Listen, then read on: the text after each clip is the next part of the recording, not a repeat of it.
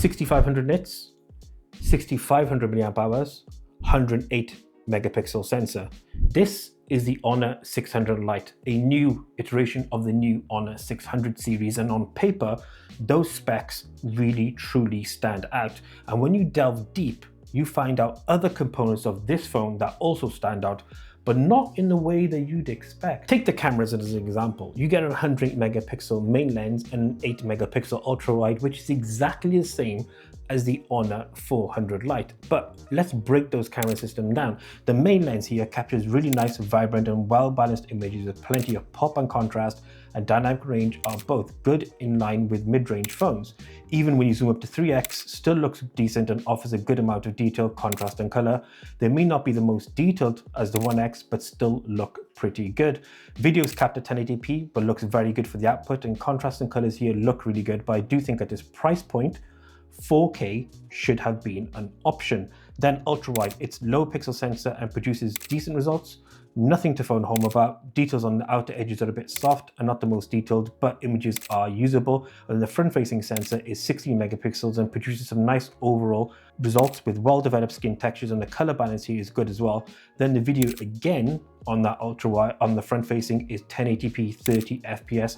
And here's a quick clip for audio references, the quality and the audio output from the front-facing sensor. Recording on the Honor 600 Lite, built-in mic, front-facing camera, 1080p, 30 fps. Looks kind of decent, maybe a bit over-processed. Let me know. If you then flip to the front, you get a 6.6-inch 120Hz display with 6500 nits of peak brightness, and of course, Honor's classic eye care, the 3840 Hz of PWM dimming, and over 90% screen to body ratio, because those borders are indeed super slim, and the output here is really good. Great colors and brightness even when maxed out, doesn't wash out colors at all. Then the speakers may be loud and clear, but probably lack that extra bit of punchy bass and deep mids.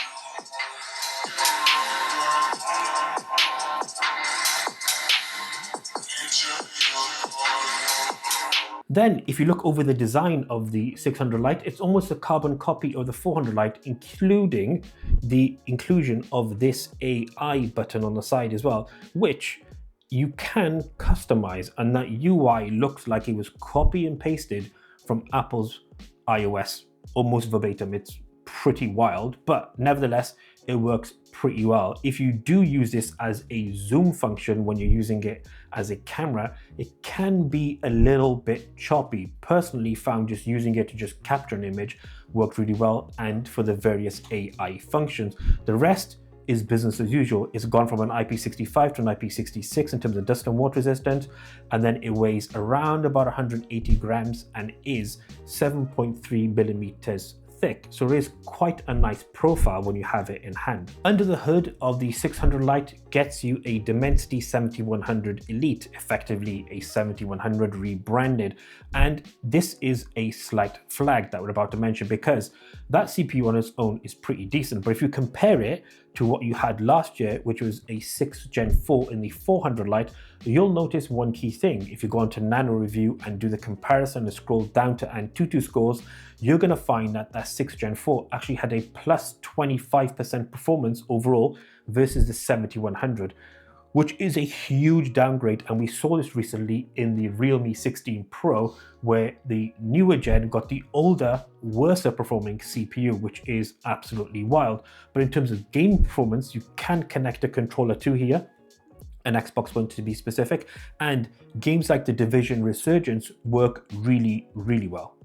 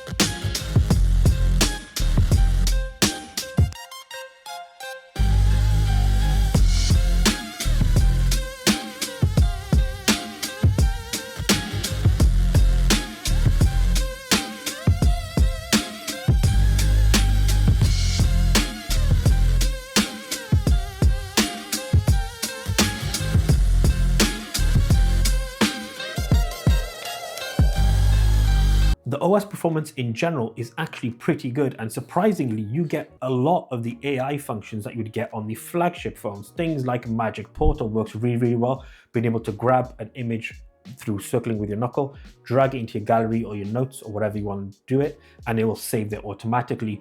Other really cool features that I really like is something called the Magic Sidebar, which adapts to where you are based on where you are in the phone. For example, if you're on the home screen here, it will bring up a different sidebar to when you're online. What I would mention though is, weirdly, if you did use this on every article, some of those articles it will not do a summary of, and others it will, which is pretty odd. Overall though, it works really, really well, and there's a ton of other AI features. One highlight here though is Android 16 Magic OS 10 is what's on the Honor 600 Lite, but you also get 6 OS updates promised by Honor themselves, so that is directly in line with Apple, Google and Samsung, which is a massive win. That battery that's in this phone is an absolute monster, 6,520 milliamp hours, and in our testing over the last few days, we never had to charge it at all. In fact, at 38% of this phone, and in the B-roll, but it's around about 50%, you're still getting 11 hours and 27 minutes here, and over 20 hours at less than 50%. Just to give you some context, it's absolute beast. It will recharge at 45 watts, which will take roughly about 70 minutes from 0 to 100%, which is absolutely crazy. And then that means this phone, if you were to have 4 hours roughly of screen time a day, will probably last you going into the 3rd day. Throughout this review, we haven't mentioned the price of the 600 Lite. It actually costs £349, which on the face of it is okay, but it's actually £100 more than last year's 400 Lite, and doesn't really offer the big enough upgrade to justify the additional cost. Yes, factoring in things like RAM prices and production costs are going to be higher, but it's still not justified in my personal opinion. Plus, this phone sits in the exact same price category as the Nothing Phone 4a, which is a far more capable phone than the 600 Lite. So if you wanted to buy this and you're thinking about buying it, I'd probably avoid it and get something like the Nothing Phone 4a. But for yourself, can you let us know in the comment section your thoughts on that 349 price point? Would you consider 600 Lite? Would you look at something like the Magic 8 Lite? Or are you definitely going for something like the Nothing Phone 4a? Let us know in the comment section below, and thank you so much for watching. Until the next one, as always, we out.